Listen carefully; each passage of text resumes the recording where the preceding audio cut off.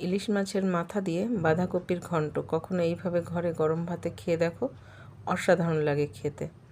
তার জন্য সবার প্রথমে বাঁধাকপিগুলোকে একদম কুচি কুচি করে কেটে এটাকে গরম জলে একটু ভাপিয়ে নিতে হবে। ভাপানো হয়ে গেছে, জল ঝরিয়ে রেখে দেবো। আর এদিকে ইলিশ মাছের মাথাগুলোকেও খুব ভালো করে ভেজে নিয়েছি।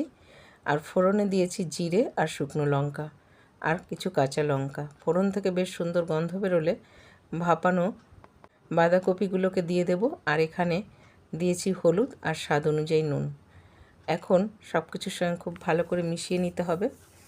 এখানে আর আমি কোনো রকম মশলা ব্যবহার করছি না, ঢাকা দিয়ে দিয়েছি।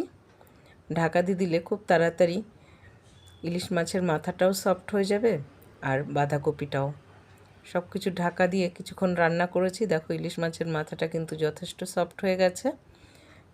মায়ের কাছে এসেছি, মা এরকমই একদম সাধারণভাবে রান্না খেতে খুব পছন্দ করে, তাই মায়ের পছন্দ মতন করেই এটা করেছি।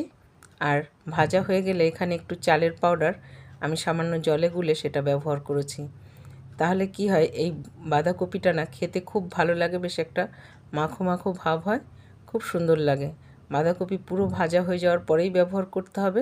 আর স্বাদকে ব্যালেন্স করার জন্য একটু চিনি ব্যবহার করেছি। ব্যাস নেড়ে চেড়ে নিলেই বাঁধাকপি ডান।